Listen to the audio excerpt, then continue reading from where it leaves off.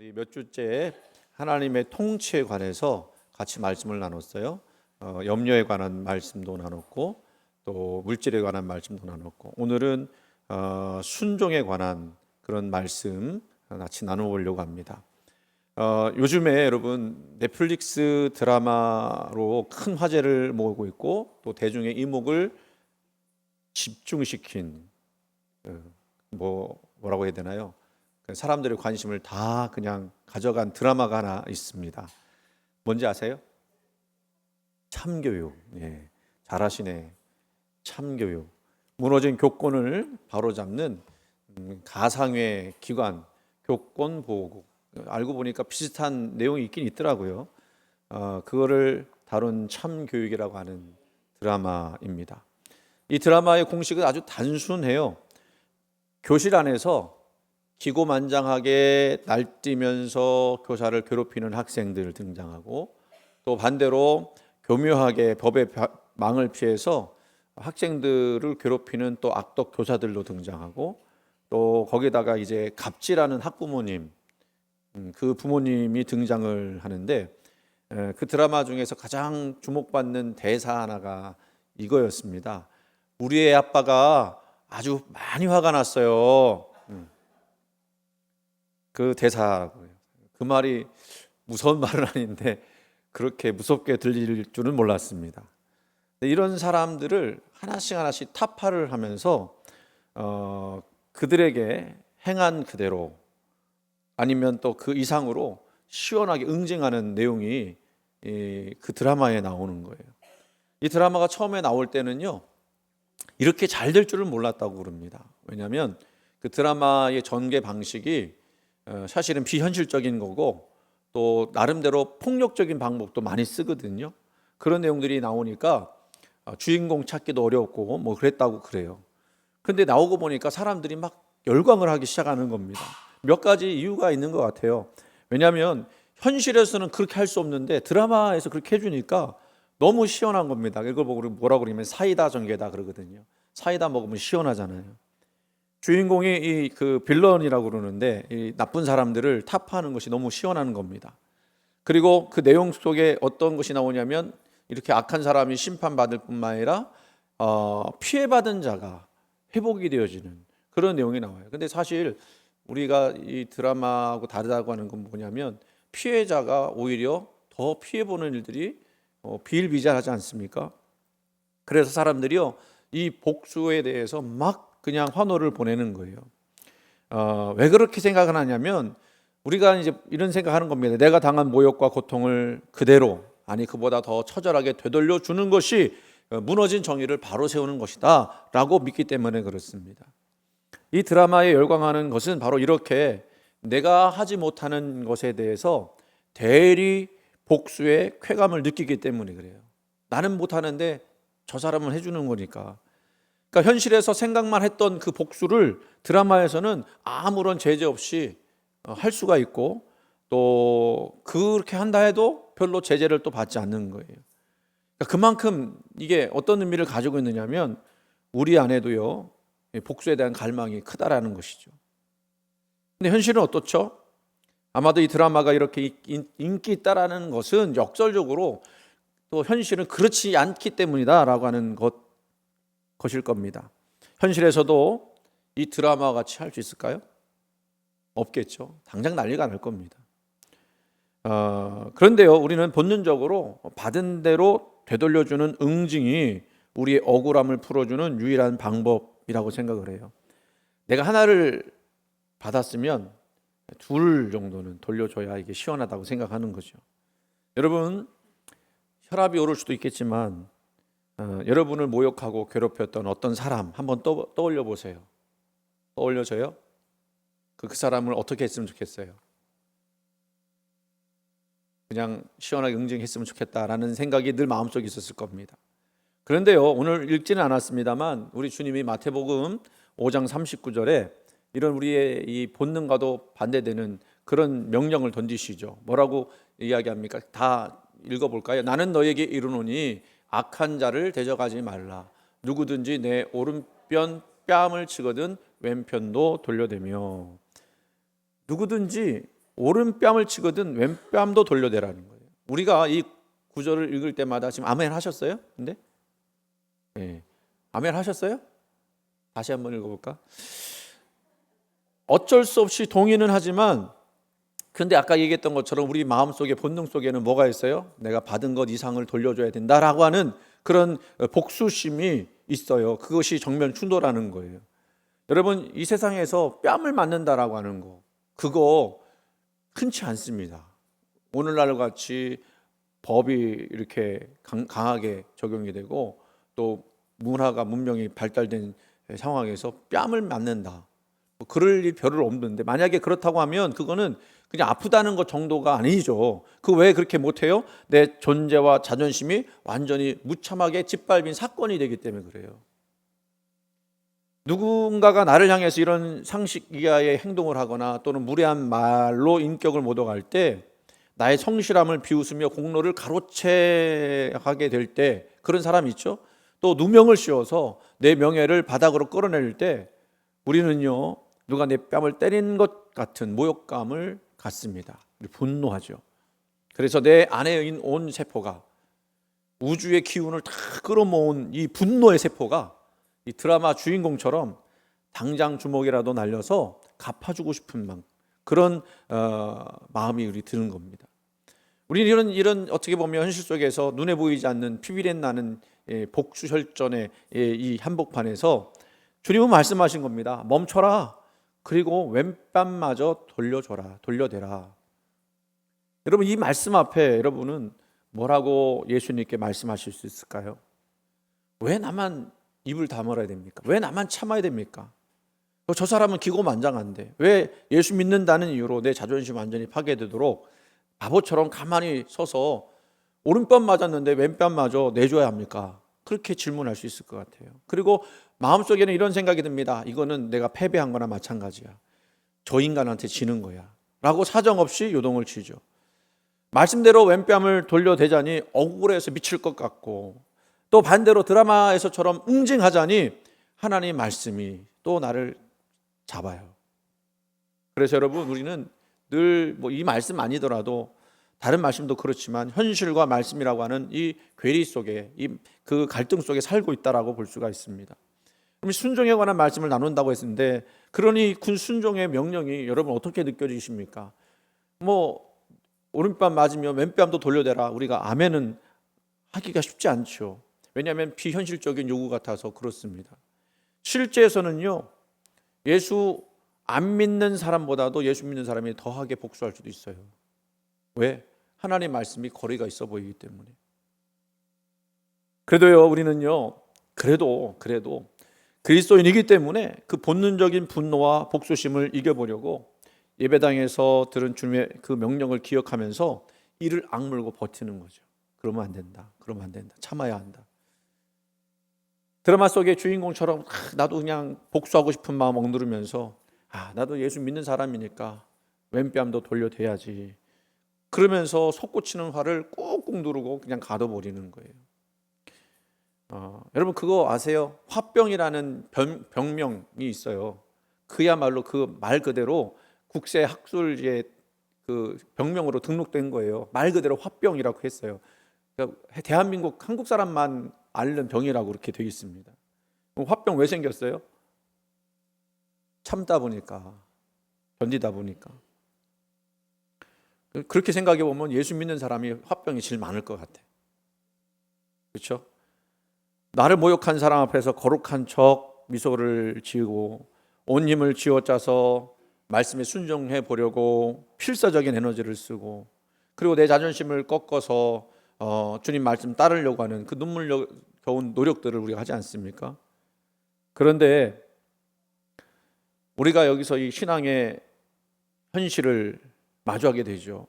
내가 주님의 말씀에 순종하기 위해서 참아내고 또 참아내고 버텼는데, 그렇게 되면 예수님이 그 다음에 좀 더 아름다운 일들을 보여주시고 또 승리의 모습을 좀 갖게 하실 것이라고 하는 기대가 있는데, 그게 아니에요. 현실은 또 상황이 더 나빠지고 엉망으로 또 꼬여가는 것 같습니다. 내가요 참고 왼뺨을 돌려댔더니 받아줬더니 상대방은 미안해 하기는커녕 아무렇게나 짓밟아도 되는 사람이구나 저 사람은 이라고 생각을 하게 되고 나를 만만한 바보로 취급할 것 같은 생각도 들고요. 또 실제로 그런 사람도 있죠. 나는 정말로 참고 참아서 양보하고 침묵을 지켰는데 돌아오는 상황은 그 좋은 쪽으로 변화되는 것이 아니라 내 영혼을 피폐하게 만들고 내 자존심을 찢기게 만드는 거예요. 거기 그 참교육 그 드라마에서 나오는 아주 좋은이 아니죠. 아주 유명한 그 또 대사가 있어요. 우리 애한테요 뭐라 하지 마세요. 우리 애 자존감 떨어져요. 여러분 세상 사람들은요 법 테두리 아니지만 하여간 마음에 안 들면 사이다처럼 들이받고 또 나름대로 응징하고 꼼수를 부립니다. 그리고 오히려 그러면서 자기 몫을 더 챙기거든요. 그러면서도요 죄책감 별로 없어요. 왜냐하면 그게 본능적인 거거든요. 당연히 해야 할 일을 했다고 생각합니다. 그런데 우리는 뭐죠? 그 본능과 싸우는 거예요. 말씀대로 순종하며 바보처럼 참아내는 거예요. 그런데 결국은 뭡니까? 나만 손해를 보는 것 같고 바보가 되는 것 같고 낙오자가 되는 것 같아요. 이 기막힌 신앙의 현실 앞에서 우리가 모든 걸 다 그냥 포기하고 도망칠 수 있을까요? 순종하지 않고 내 마음이 이끄는 대로 이끌려갈 수 있을까요? 여러분 과연 순종이라고 하는 건 뭘까요? 순종이라고 하는 우리가 순종한다 그러면 뭔가 그 뒤에 아주 하나님께서 100배로 갚아주실 만한 뭔가 있다라고 하는 기대를 가지고 순종할 수도 있어요. 그러면 순종이 편할 거예요. 그죠? 근데 이 경우 그냥 자존심 내려놓고 다 그냥 바보가 돼도 내가 순종해야 될 그럴 때는 그렇게 하기가 쉽지 않습니다. 그러면 우리 예수 믿는 사람들은 세상에 짓밟히고 이용만 당하다가 바보 되고 멍충이 되고 그러다가 불행해지는 인생일까요? 우리가 지금까지 배운 순종의 내용이 이렇게 막 들렸어요. 내 본능 누르고요, 내 고집 강제로 부수고 억지로 나를 꺾고 참으려 했던 그 모습이 순종의 그런 어떤 요구처럼 들렸다는 겁니다. 그러니까 말씀대로 살려고 하니까 숨이 막히는 거예요. 그러니까 숨 막히니까 외면하면서 사는 거죠. 그대로 살지 못하는 거예요. 그러다 보면 영적인 탈진 상태. 하나님이 예수님이 멀리만 느껴지고 그분이 나의 주님으로 나와 함께 하시는 분으로 느껴지기가 않는다는 것입니다. 그런데 오늘 본문 15절 말씀에서는요, 이 모든 것들을 뒤엎는 주님의 말씀이 들려옵니다. 이 짧은 말씀인데 우리가 그동안 당연하게 생각했던 어떤 신앙의 고정관념을 뒤엎어버려요. 뭐라고 그러냐면 너희가 나를 사랑하면 나의 계명을 지키리라 그렇게 말씀합니다. 너희가 나를 사랑하면 나의 계명을 지키리라. 여러분 이 문장을요 차분히 한번 보세요. 우리는 평생 이 말씀을 거꾸로 이해했는지도 모르겠어요. 뭐예요? 계명을 지켜야만 주님을 사랑하는 것이다 라고 하는. 물론 그 뒤에 있는 말씀에 그런 내용이 나오거든요. 그런데 순서를 보세요.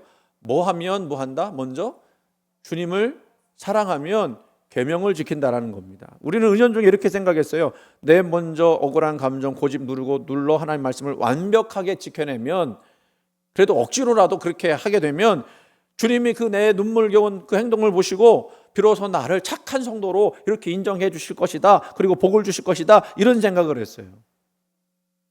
왜냐하면 우리가 살아가는 삶이 그렇지 않습니까? 뭔가를 잘해야만 보상해 주는 시스템 아니에요.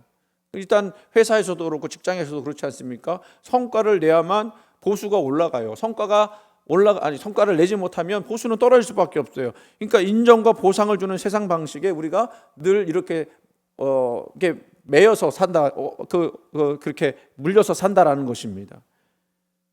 그러다 보니까 이 온전한 대가를 바라는 이 세상의 논리가 우리 신앙생활에서도 그대로 들어오는 거죠. 하나님 앞에 내가 뭔가 보여줄 만한 어떤 거를 드려야만 하나님이 나를 사랑해 주시는구나 라고 생각하고 넘어간다는 거예요.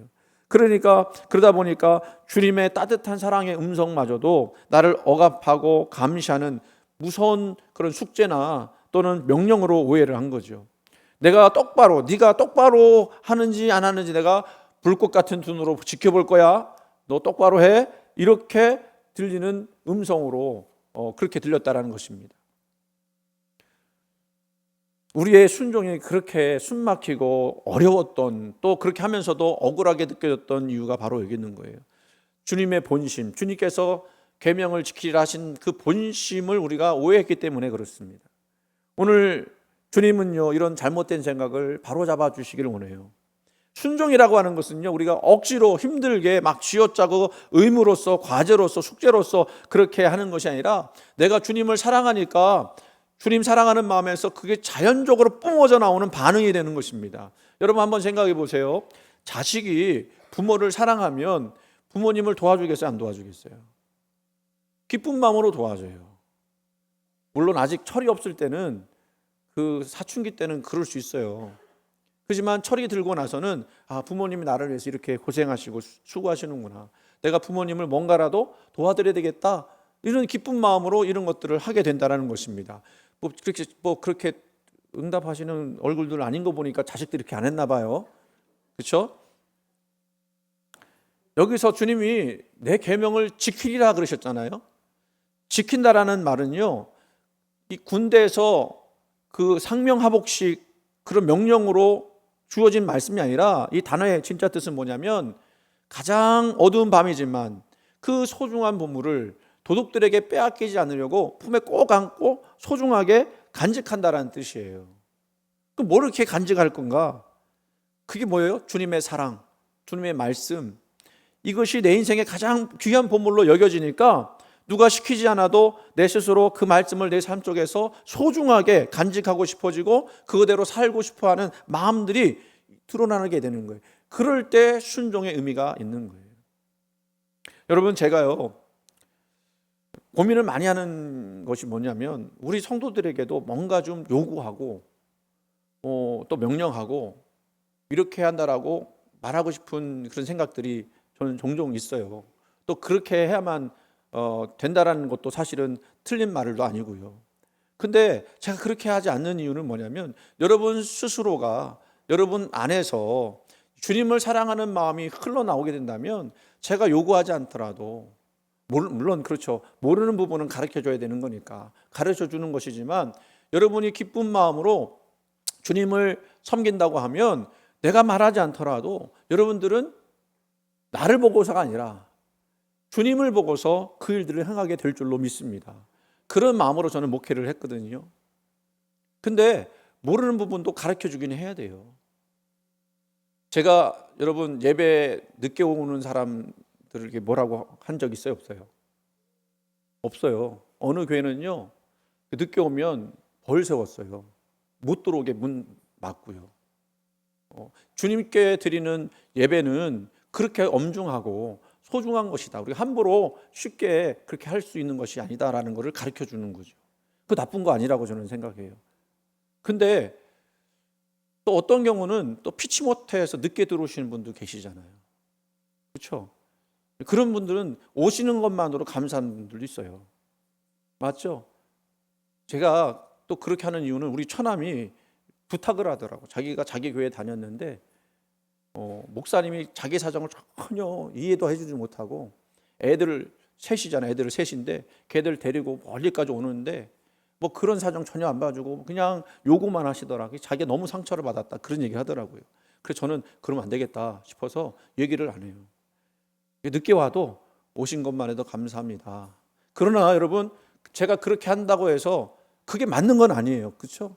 여러분이 주님을 사랑하고 주님을 기뻐한다면, 아마 여기 계신 분 중에 어느 우리 권사님, 송송 권사님 제일 일찍 오셔요. 거의 뭐 9시 정도, 9시 반 정도 오셔요. 네, 주님 사랑해서 오시는 줄 믿습니다. 그렇게 오실 거예요. 교회가 너무 좋으니까, 사람들 만나는 게 너무 기쁘니까. 그게 주님께서 원래 우리에게 요구하시는 바라는 겁니다. 여러분, 이런 말씀을 드리니까요, 이게 정말 진짜로 가능하냐고 되물을 수 있을지도 모르겠어요. 안 되는 것일까요? 그게 여러분 안 되는 걸까요? 안 되는 것이라면 여러분 왜 이 자리에 앉아 계세요? 주님께서 말씀하신 바가 어느 거는 나한테 받아들일 만한 말씀이고 어느 거는 나한테 받아들이지 못할 말씀이라고 한다면 여기 왜 앉아 있어요? 취사 선택하려고? 내 마음에 맞는 말씀만 들으려고? 그렇지 않잖아요. 그렇지 않다는 얘기를 어느 선교사님 이야기 하나 통해서 말씀드리고 싶어요. 존 패튼 선교사님 이야기인데 아마 이야기는 들어보신 적 있을 수도 있겠어요. 우리 눈이 열려서 순종이 억압이 아니라 사랑의 관계임을 알아야 합니다. 그 사랑의 관계라고 하는 건 어떤 거냐면, 주님이 자격 없는 나를 죽기까지 사랑하셨으니 나도 주님 섬기듯 이웃을 사랑할 수 있다라고 하는 그런 마음입니다. 이게 관계에서 나오는 거죠. 사랑의 관계에서 나오는 거죠. 우리가 서 있는 그 억울하고 지옥 같은 갈등의 현실 속에서 이 순종을 통해서 하나님이 정말로 놀랍도록 거대하게 구원하시는 현장을 목도할 수 있게 되는 것입니다. 때로는 순종이 내 자존심을 내려놓는 것일 것 같아서 비극처럼 보일 수 있겠지만, 그러나 그 순종을 통해서 뭐가 이루어진다고요? 구원의 현장이 이루어지는 거예요. 나를 위해 전부를 주신 예수 그리스도의 압도적인 구원의 사랑이 드러나는 현장이 되어져 버리는 것입니다. 그것은 또한 어떤 거냐면, 하나님의 나라가, 하나님의 통치가 바로 나에게 또 이 땅 가운데 임했다라고 하는 거예요.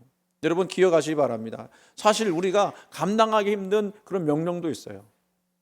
오늘 말씀처럼 오른뺨 떼면 왼뺨도 돌려대라고 하는 것은 정말로 우리가 실천하기 어려운 명령이지만, 그렇게 할 수 있는 이유가 있다는 것. 그게 뭐냐면, 하나님의 나라가, 하나님의 통치가 이 땅 가운데 임했다라는 것을 내가 믿기 때문에 할 수 있는 거예요.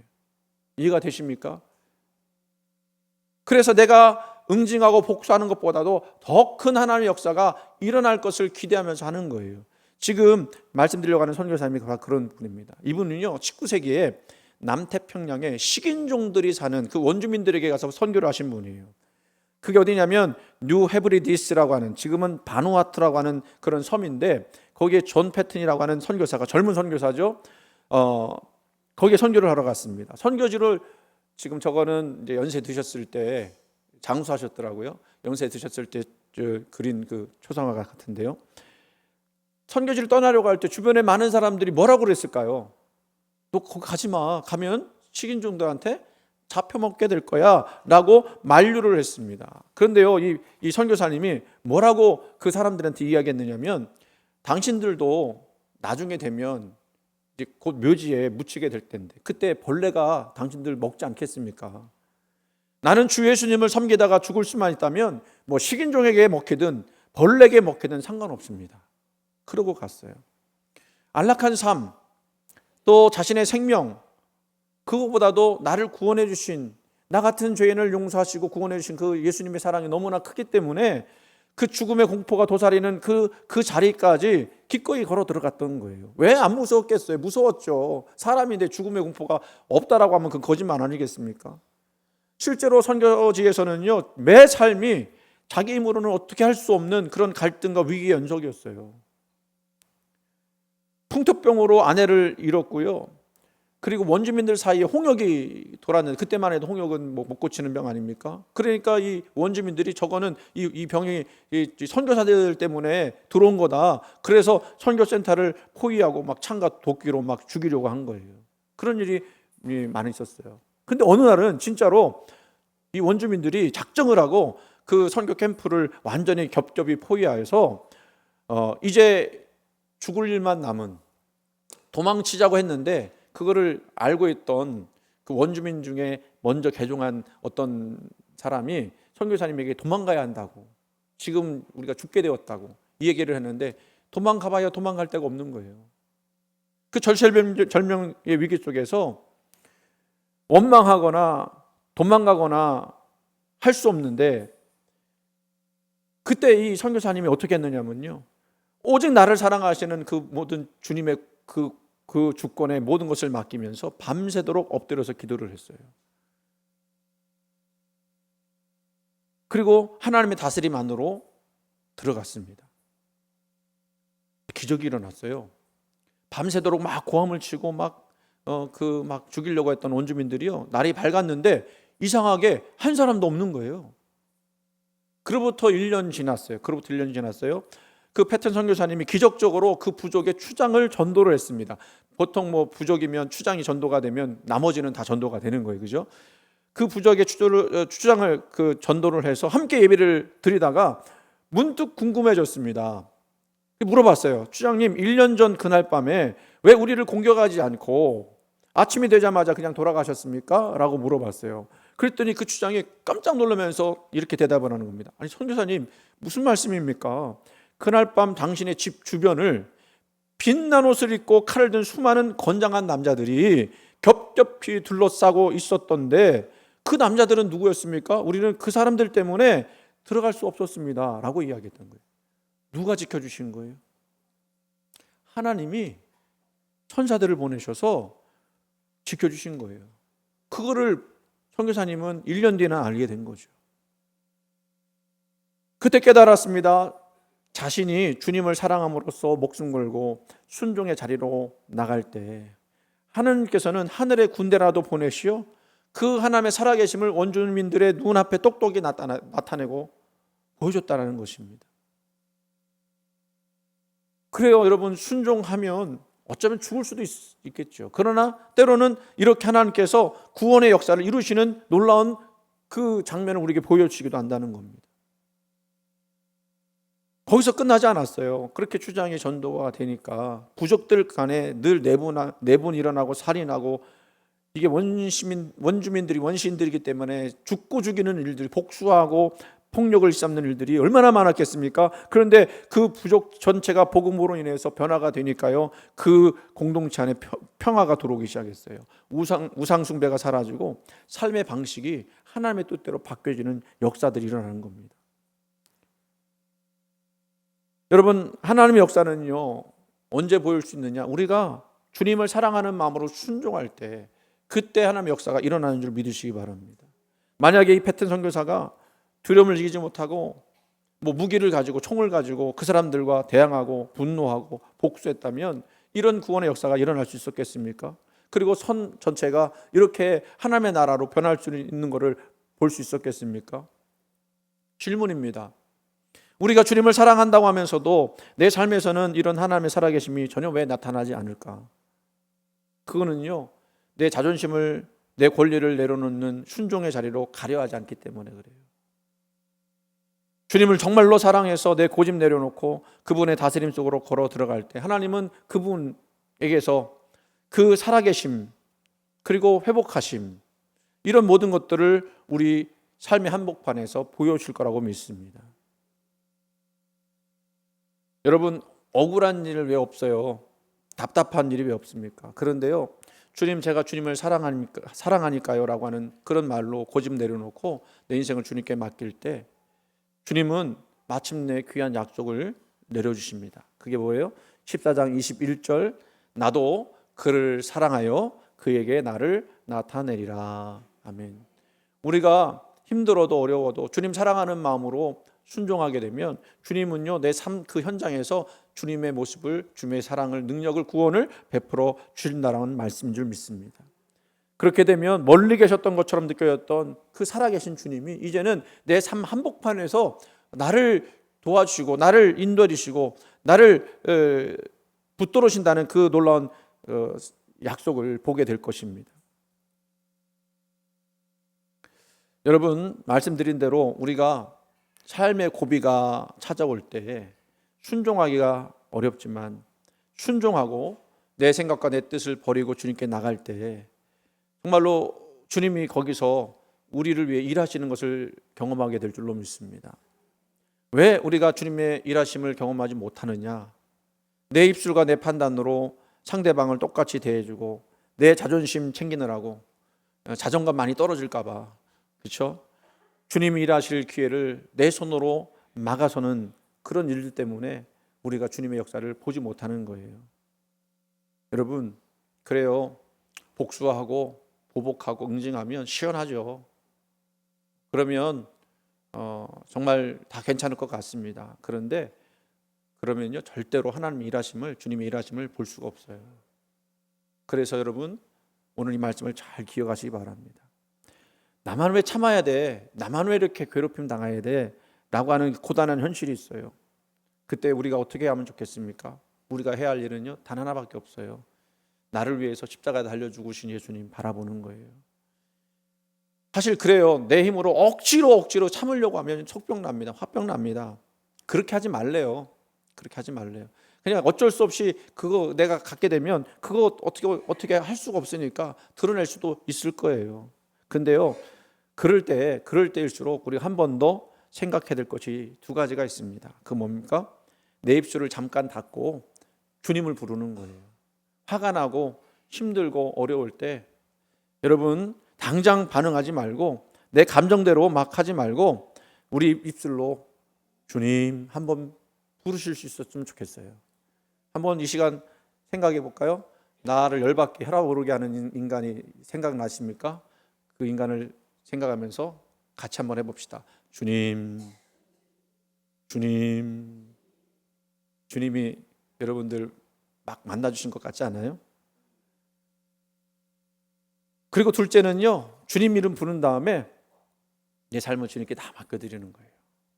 나를 힘들게 하고 어렵게 하는 그 사람을 묵상하지 말고 나를 위해 먼저 모든 모욕을 참아주시고 그리고 내 허물과 내 죄악 그 어떤 누구보다도 더 큰 죄를 진 나를 참아주신 그 십자가 예수님을 바라보면서 정직하게 이렇게 말씀드려 보는 거예요. 주님, 제가 이 상황보다 내 자존심보다 내 억울함보다 나를 구원하신 주님을 더 사랑합니다. 주님을 정말 사랑하기 때문에 이 순간 내 감정 내려놓고 내 인생의 핸들을 주님께 기쁘게 넘겨드립니다. 이렇게 우리가 사랑의 고백을 하고 주님의 다스림을 받기로 결단할 때 우리 일터와 가정이 하나님의 나라로 하나님의 통치하심으로 변하게 될 줄 믿습니다. 내가 바보처럼 손해보고 지는 줄 알았는데 지나고 나니까 하나님이 내 인생 속에서 역사하셨고 또 일하시고 지금도 나를 돌보신다는 사실을 그 은혜를 내 눈으로 똑똑하게 보게 될 것입니다. 이제는 여러분 억지로는 하지 마세요. 억지로 뭔가를 지키려고 하지 마세요. 그거 다 내려놓고 오히려 먼저 나를 사랑해 주신 그 주님 그리고 나를 위해서 십자가 지신 그 주님을 한번 바라보면서 정말 주님 사랑하기 때문에 순종합니다라고 고백하는 그런 일들이 저와 여러분 가운데 넘쳐나기를 주님의 이름으로 간절히 축원을 드립니다.